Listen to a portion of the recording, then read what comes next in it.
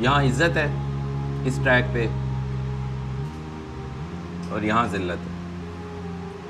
Social media influencer की एक term निकल आई है नई, इन्फ्लुएंस क्रिएट कर रही हैं वो। अपने आप को शर्म और हया के पर्दे में रखें तो आप सेफ़ रहेंगे इंशाल्लाह। पैसा ही अगर इज़्ज़त का म्यार बनता चला जा रहा है कि जी किसी के पास कितना पैसा है वही काबिल इज़्ज़त है, तो फिर तो बस अक्लों पे मातम ही करने को दिल करता है।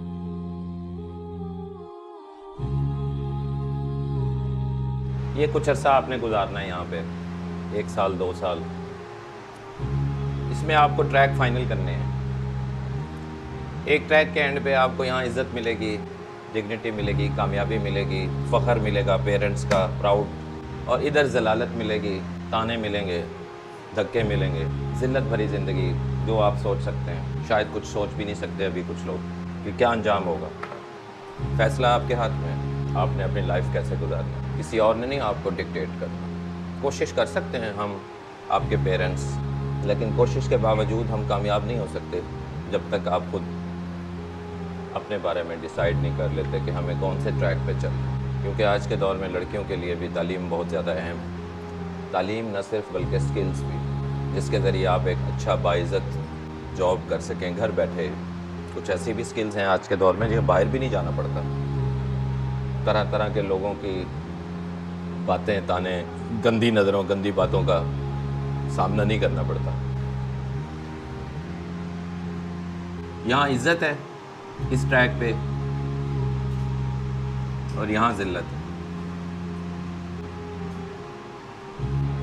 काफ़ी दिनों से मैं एक लड़की के बारे में जिसका मर्डर हुआ है, सना यूसुफ शायद नाम है उसका, आप ही की एज की होगी, फर्स्ट ईयर में पढ़ती थी मेडिकल में इस्लामाबाद में। तो कुछ अरसे में वो ना मशहूर हो गई। सोशल मीडिया इन्फ्लुएंसर की एक टर्म निकल आई है नई, इन्फ्लुएंस क्रिएट कर रही हैं वो। अभी वो इस दुनिया में नहीं है, लेकिन उस माइंड सेट को मुझे थोड़ा सा बात करनी है कि अगर आप में से भी किसी के दिमाग में इस तरह का कोई डेवलप हो रहा है तो मैं उसको बताऊं कि इसका अंजाम क्या होता है। आपके सामने ही है वो 10 लाख फॉलोअर जो बने हुए हैं सोशल मीडिया पे और बहुत ज़्यादा लाइक कर रहे हैं, और वो जो फजूलियात किस्म की बातें वो करते हैं कैमरे के आगे आगे, और फिर उसको अपलोड कर देना, फिर 2 लोग उनको लाइक करते हैं, उनकी हर गलत बात को प्रमोट करते हैं, और एट द एंड क्या होता है कि घर में घुस के ही बंदा गोली मार के निकल जाता है। तो ये है अपने आप को एक्सपोज करने का नतीजा। तो खुदा के वास्ते अपने आप को छुपा के रखें, अपने आप को शर्म और हया के पर्दे में रखें तो आप सेफ़ रहेंगे इंशाल्लाह। जैसे जैसे आज आप एक्सपोज करेंगे अपने आप को, अपने खाने में, अपने कपड़ों में, अपनी बातों में, अपने गेटअप में, वैसे वैसे पूरी दुनिया की नज़रों में जब आप आओगे तो दुनिया में हर बंदा जो है वो अच्छी नज़र से नहीं देख रहा, बल्कि अक्सरियत 99% तो गलत नज़र से देखती है, अच्छी नज़र से तो कोई नहीं देखता। तो कोई भी एक जो सरफिरा और पागल या मेंटली रिटार्टेड बंदा वो उठ के कुछ भी नुकसान पहुंचा दे, और हम इस खुशी में आगे बढ़ रहे हैं कि जी हमारे इतने फॉलोअर्स हो गए, इतने लाइक्स हो गए, हमें इतने लोग फॉलो कर रहे हैं, हमें इतने लोग कमेंट्स कर रहे हैं, हमारे जनाब इतनी इनकम शुरू हो गई है। तो इनकम, अगर पैसा ही सब कुछ है, पैसा ही अगर इज़्ज़त का म्यार बनता चला जा रहा है कि जी किसी के पास कितना पैसा है वही काबिल इज़्ज़त है, तो फिर तो बस अक्लों पे मातम ही करने को दिल करता है।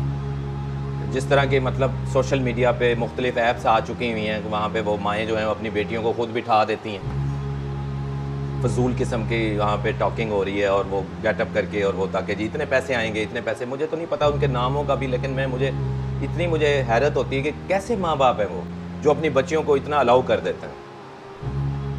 तो आपके अंदर इतना शऊर होना चाहिए। मुझे लग रहा है माशाल्लाह आप बहुत अच्छी बच्चियाँ हैं और बड़े उस ख़ानदान से हैं, अच्छी फैमिली से हैं, लेकिन बेटा कदम एक भी ट्रैक से हट गया ना तो बंदे को पता नहीं चलता, बंदा किसी गहरी खाई में जाके गिरता है, और खाई में जब बंदा गिर रहा होता है फिर संभल नहीं सकता।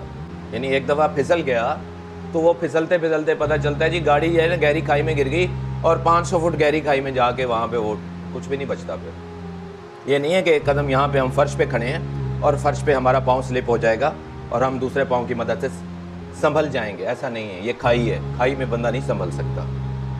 तो अभी आप इस काबिल हो कि आपको शऊर होना चाहिए। आपको बताने का मकसद ये है बहैसियत टीचर के कि मैं आपको, तो अब ये एक चीज़ नज़र आ रही है ना, हमें प्रैक्टिकली हमने यहाँ अपने साथ जुड़े हुए कुछ लोगों की बेटियों की ज़िंदगियों को बर्बाद होते देखा है।